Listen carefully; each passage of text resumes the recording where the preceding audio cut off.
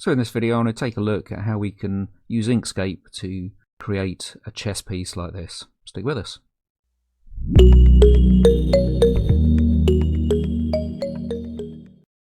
So in a new document, first thing I'm going to do is import the image I'm going to use as a reference. So I'm going to come up to File, down to Import, and in here I've downloaded a royalty-free image from the internet. So I'm going to double click on this, press OK to my settings, and we've got our image to work with.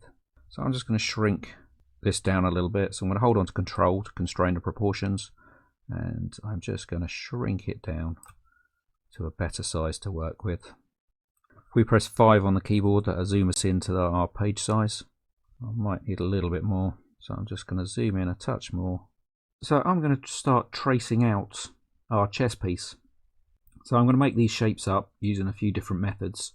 So we've got different segments that we can colour and use gradients in to get our full effect. So the first thing we need to do is kind of mimic the oval shape of the chess piece. So for that I'm going to use the circles and ellipse tool. I'm just going to drag out an ellipse. I just want this to follow the line of the chess piece so we can kind of simulate the 3D effect of our chess piece. So I'm going to get my selection tool, I'm just going to drag this up, and we're just going to try and line this up, zoom right in so we can see what we're doing. We can move that side in a little bit, move this side in a touch. As we can see, we're lower down on this side than we are on this side in our actual image. So it looks to me like our image isn't quite square. So what I want to do is just zoom out. I'm going to select the image, click on it again to get the rotation handles, and if we're very careful we should just be able to line this up a little bit better. We can zoom in again, move that over, click on it again, we just rotate it a little bit more. That's a little bit better. So I'm quite happy with that ellipse. It doesn't quite match, but it's good enough for what we want. So we can keep all of our elliptical sections the same. What I'm going to do is just duplicate the ellipse that we've created already, and then we can just scale it to match these other sections. So I'm going to select it, I'm going to press Ctrl D to duplicate it. If we hold Control, we can constrain our movement to vertical, so we can just take it straight down. Next thing we want to do is scale it so it matches this bottom section. We want it to keep the same proportions and we want it to scale from the center, so we're going to hold down Control and we're going to hold down Shift. Holding down Shift scales from center, holding down Control keeps proportions the same. And we can click and drag out our ellipse. So that's one. If we press Ctrl D to duplicate it again, hold Control to constrain the movement to vertical, we can drag it down to get up our next section. So I'm just going to quickly create a couple more ellipses, one to mimic the curve of this lower section of our piece, and a second to mimic the curve just underneath the horse body. Right, so the next thing we need to do is start building up these parts. So the bottom we need to make solid right up to the next ellipse. So to do that, if we zoom in again, I'm going to come over and grab my rectangle tool. And we want snapping on so we can snap to these corner points. So I'm going to come up to our snapping, we'll click on the triangle, which will open up our snapping dialog box. We want to enable snapping, and we want to make sure that we've got snapping to custom nodes enabled, and nodes is enabled. We can turn off bounding boxes for the time being, and alignment we can turn off for the time being. Midpoints, rotational centers, we'll leave that, that's not going to affect us. So I think that will do us for the time being. So we can click back over here. So now we should snap to our handles at the quadrant points. So once I've snapped to that handle, I'm going to drag it down and I want to snap to this side. We can now get our selection tool, hold down Shift, I'm going to select this bottom ellipse, and then I'm going to come up to Path and down to Union those two sections together. So now we've got a solid section at the bottom that we can add a gradient to. We'll change the colour of that just to make it a little bit easier to see what we've done so far. We'll reduce the opacity down a little bit. So our next ellipse is already how we want it, so I'm happy with that one. So we can move up now to this curved section of our chess piece. So the way I'm going to deal with this is to make a few ellipses that closely resemble the curves. So I'm going to come over, get the ellipse tool, and I'm just going to drag out a circle so we can reshape this ellipse so it fits nicely into our curved section. We can press Ctrl D to duplicate it, and we can bring this one down and we can use it to turn snapping off because it's making me jump about a little bit. And we can bring this one down, Using our scaling handles, we can scale our ellipse to try and better mimic the shape of this curve. So I think that will do. So now we've got these ellipses to help us with our curve shape. The next thing we need to do is create a nice smooth line that follows these curves. So to do that, I'm going to grab my Bezier pen. If we come over to snapping, I want it to touch the edge of these ellipses, which is the tangent point. So we want tangential snapping, tangential lines, so we need to make sure this is enabled. So if we come up to the top here, we'll enable our snapping again, click back over here, we can snap to our handle at the top here, we start our shape there, and we come down, and when it gets to the right point, it says handle to path tangential. Once it says that, we can click, we can come straight across down to the bottom, roughly where we want it, click again, and we want to come over to the tangential point again, click there, down to the bottom, then we want to come over and we want to snap to a center point of one of these shapes, handle to path, handle to object midpoint. So we're going to click there, hold down Control so we can go straight up, and then back to our beginning point to create our shape. If we grab our nodes tool now, we can refine our points a little bit. Because when we're creating a tangential line, it only creates a tangential point on the node that we're positioning. So the one that we started with won't be in the correct position. So what we need to do is just drag that now till we get custom node to path tangential. And we can jump backwards and forwards between these two, because every time we move one, the other one's no longer a tangential point, or tangent point. So by jumping backwards and forwards, we can just adjust them till we're happy that both points are on the tangent of the ellipse. Down here I think we're pretty close anyway, so we don't have to worry about that. So the next thing I need to do is, where I've just jumped straight across this ellipse, we need to cut out this section of our shape to mimic the ellipse. So if we come up and get our selection tool, we want to make sure that the ellipse is on top. So if we select that, we can come over, click on our button over here which raises selection to top, so we know that it's above our shape. And we can hold down Shift, select our shape, and then we can come up to Path and down to Difference, and that cuts that ellipse away from the background shape. So if we move up, we're going to do a similar thing down here, but this time we're going to select our main shape, we're going to hold down Shift, we're going to select our ellipse, but this time we want them to be combined. So this time what we're going to use is Path and down to Union, to union the two shapes together. So if we zoom out now, we want to take this shape and we want to flip it about the center of our chess piece. And we know that these ellipses are in the center of our chess piece. So if we just take our rotational center and snap it to the midpoint of one of these ellipses, we can flip it horizontally now, and we know it's going to stay in the right position. So first thing we need to do is press Ctrl D to duplicate the section, and we're going to come up to the top here, we're going to flip it horizontally about our rotational center, and we create the other curved section of our chess piece. So we're going to hold down Shift, we're going to select the first section, and we're going to select the ellipse that we're going to join it all to. So then we can come up to Path and down to Union to join them all together. So now they've become one piece. So we're going to do a similar thing now with this ellipse at the top. We want to create these side sections. So we're going to take them up into here. We can do it to the center line again and then flip it and then union them all together. Since we've been through this process once, I'm going to speed this one up. Drag a rectangle out.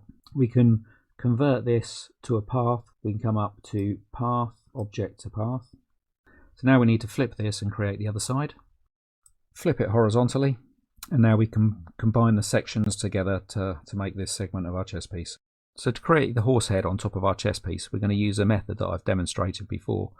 What we're going to do is trace out all these lines, and then we're going to use those to chop up a rectangle behind. So first thing we need to do is trace out some of these lines. So we get our Bezier pen, and we can come down and we can click, and we can just start to create our path.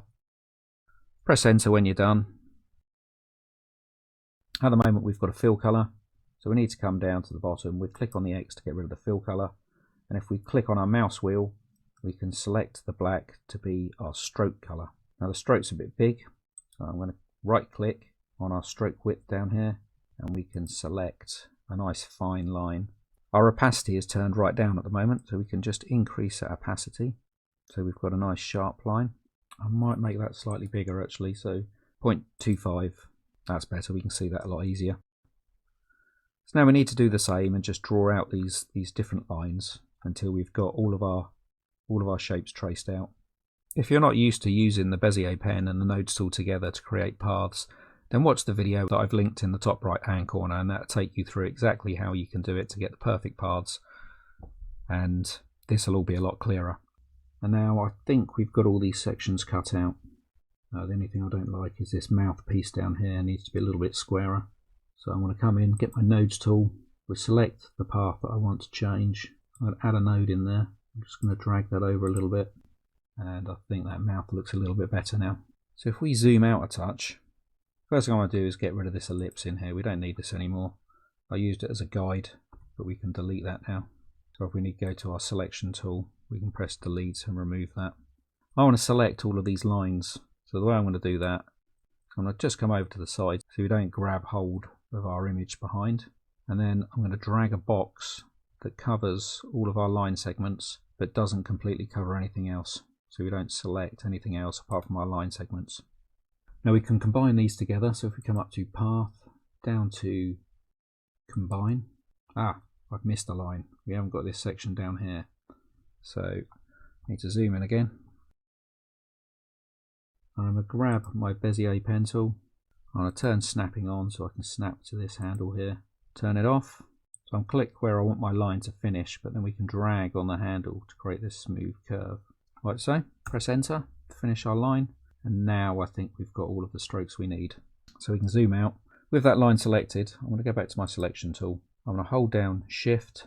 I'm going to select the other paths, and I'm going to come back up to path and down to combine to combine them all together. Unlike union, this keeps the original paths, it just turns them into subpaths, but they're all combined into one path. So now we've got all these lines. We want to use these to chop up a rectangle, so we have these individual shapes. So what I'm going to do is grab a rectangle. I'm going to drag a rectangle out over the whole shape. I'm going to give it a bit of fill colour. So we can select our rectangle. I'm just going to lower this down. So we can click on the button to lower it down one place in the stack. So we can lower our selected rectangle down below our line drawing of the horse's head. And now we want to use these lines to chop up our rectangle. So I'm going to hold down Shift. I'm going to select our lines, and I'm going to come up to path and down to division. And this is going to chop up all these different sections. So I'll click off. I want to select the outside section. We can delete this. This is part that we don't want. So we can just press delete. You'll note that our different shapes still have these cut marks in them. So we drag this off, we can still see that we've got this cut going down it. Once we get rid of the stroke colour, that'll disappear. We still have it there, but it won't be visible, so it makes no difference to us. So I'm going to press Ctrl-Z to pop that back again. And we start with this section. So I'm going to select it. I'm going to come down. I'm going to click on the X by clicking on my roller wheel on my mouse, which removes it. If you don't have a roller wheel, you can just hold down Shift and click on the X, and that also removes it. And as you see now, we haven't got that visible cut line going through our shape. So we can give this a gradient. So we'll start with a black colour. If we come over to our fill and stroke dialog box, at the moment it's just on solid colour. We want to select the next one along, which is linear gradient. So we click on that. So we need to be able to adjust this. So we need to come over and grab the gradients tool from the left hand side. We can come back and then we can adjust each stop. So I want to line this up a little bit better with our image. So I'm lining up the gradient line perpendicular to the direction that I want our highlight to be on this section. So first thing we need to do is when we create a gradient, one of them will be fully opaque. So at this end, we've selected the stop on our gradient. We can see that this one's fully opaque already. So the alpha channel is fully opaque. If we select the stop at the other end, we can see that the alpha channel is fully transparent. So we need to drag this up to the other end to make it fully opaque. Now we've got these both black at the moment, so our gradient isn't much of a gradient at all, it's just a solid colour. I want to put a highlight in the middle somewhere. So to do that, I'll pick a point on my gradient. I'm going to double click to add a stop. Now with our stop selected, we can adjust the colour of that stop. So we can increase the lightness, we can adjust this until we're happy how it looks. It's not quite lined up, is it? Let's go a little bit more. Perhaps drag that out a little bit. So I think I'm happy with that for our first section. So I think we need to hide this background image. It's making it a little bit harder to see what we're doing. So first thing I'm going to do is grab my selection tool. I'm going to come up to the top. We need to open up our layers and objects dialog box. So with that selected, these are all the paths that we've got contained within our image. At the bottom here we've got one that says image 187. Now images tend to be photos and such like, so we can just come over and we can toggle off the visibility by clicking on the eyeball. So we can just go through now and colour in the different sections. So we'll be using the same process. We're just going to add a linear gradient. We're going to make all the stops fully opaque. We can add and adjust highlights as we want them. And we can go through all the different sections, colouring them in. Now this section's a little bit different. Because this time we've got a curve, we can't use our gradients tool to make the highlight on our curved section. So what I'm going to do, I'm going to create a white line that follows the shape of the curve, and then I'm going to blur it to create a highlight. So if we take this section, we turn it black. I'm then going to come up and get my Bezier pen tool. And I'm just going to start drawing out a path to mimic our curve. That'll do us, I think. So I'm going to click on my mouse wheel on the white to give it a white stroke. We can get rid of the fill color, so we can just left click on the X to get rid of the fill color. And we want this stroke to be quite a lot bigger. So over here on our stroke width down at the bottom left hand corner, I'm going to right click on our stroke width, and then we can come up and give it a chunky width, so 16 say. Oh, perhaps not, a bit too big. Right click, what does 2 give us? That's not too bad. So we come up, get our nodes tool, we just need to refine our curve a little bit. I think for what we want that'll do us. So now if we come over to our fill and stroke dialog box again, we can blur this out so it creates this nice highlight. What I might do is just duplicate this. I'm going to blur it out to give this subtle gradient to our shape, and then I'm going to press Ctrl D to duplicate it, and I'm going to reduce the blur on this one so it's more of a highlight, and I'm going to reduce the opacity so it's not quite as obvious. So that's created quite a nice highlight to our shape, but if you notice, our white line is overlapping the outside of our shape. We need it to be confined just to this shape. So the way we're going to do that is if we come up and grab our selection tool, we're going to select our main shape, we're going to right click, and we're going to say set clip group. What this does is it creates a clip group. So a clip group hides everything outside of clip group boundary. So you can think of it a bit like Harry Potter's invisibility cloak with a hole in it.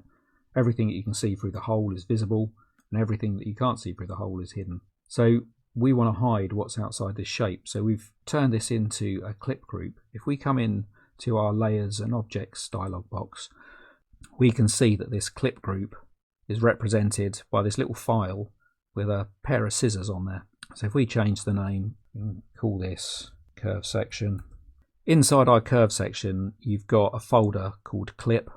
This is just the original path, and we want to add things into it now. So an easy way of doing that is we can click on the items that we want to put in there. So I think it's that one and the next one down. So if we hold down shift with that one selected, we can select the other path, and I'm just going to drag these down. I'm literally going to drop them on top of our clip group, and that puts them within our clip group. So now that we can see that this highlight only goes to the edge of our clip group, no longer overlaps, so it's no longer visible on the ellipse below. So now we just need to continue on and colour the rest of the segments.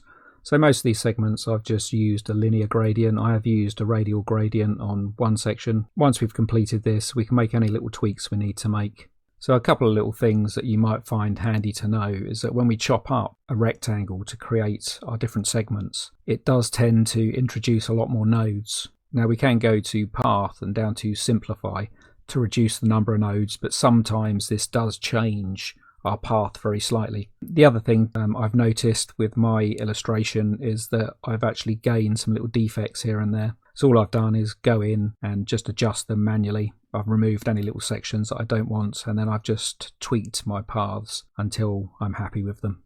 So now we've completed colouring in our chess piece. Sometimes it appears that there's fine gaps between the different elements of our image. If your image isn't too complex, one simple way that often works to get rid of these is just to group everything together and press Ctrl D to duplicate. And that often has the effect of removing these hairline gaps. So one other thing I just wanted to show you is if you want to add a highlighted edge, we can come up, we can grab our Bezier tool, we can come up to shape at the top, and we're going to change this to ellipse. So that'll stretch an ellipse along our path. So all I'm going to do is mimic the shape. So I'm going to click and drag, and I'm just drawing a path or a stroke along this edge line. So when we press enter to finish, that will turn our stroke into a stretched ellipse. We can turn it to white. We can zoom in, check we've got it all nicely lined up. I'm going to get my nodes tool. We can drag this node up a touch. And another thing we've got is when we do this, it's using a path effect, and we've got a handle here which we can drag on to adjust the width of our ellipse. So I want it to be quite thin. We can drag on the path just to adjust it. That end looks a little bit out, so we need to just line that up with our path and this end. And if we zoom back out, we've got this nice little highlighted section of path now. I'm going to reduce the opacity.